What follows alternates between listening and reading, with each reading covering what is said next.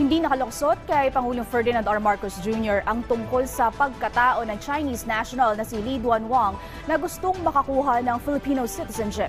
Ang detalye sa balitang pambansa ni Kenneth Pasyente ng PTV Manila.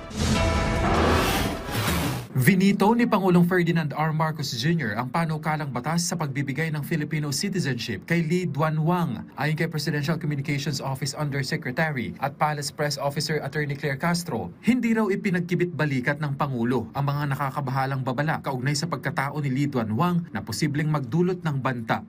Sa kanyang veto message ay sinabi ng Pangulo, and I quote, "I am unable to blindly ignore the alarming and revealing warnings raised by our relevant national agencies that find the subject grantee's character and influence to be full of ominous and dire consequences, if not of a clear and present danger." Ipinunto rin ng Pangulo na ang Filipino citizenship ay pribilehiyo at hindi basta-basta ipinamimigay. Hindi rin anya ito dapat gawing kasangkapan upang pagbigyan ng pagsulong ng mga kaduda-dudang interes.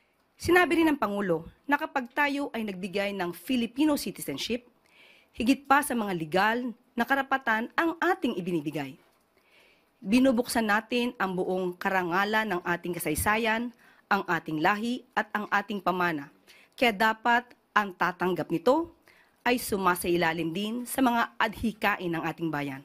Ikinalugod ni Senadora Risa Ontiveros ang desisyon ng Pangulo. Nararapat daw ang hakbang ng Pangulo. Pagpapakitaan niya ito ng commitment ng gobyerno sa pagprotekta sa pagiging sagrado ng Filipino citizenship. Naniniwala ang mambabatas na ang pagsupalpal sa aplikasyon ni Wang ay pagtindig para sa national interest. Si Lee Duanwang, na kilala rin bilang Mark Ong, ay kinukwestiyon dahil sa umano'y koneksyon nito sa mga Philippine Offshore Gaming Operators o POGO at sa umano'y kaduda-dudang personal records nito. Mula PTV Manila, Kenneth Pasyente, Balitang Pambansa.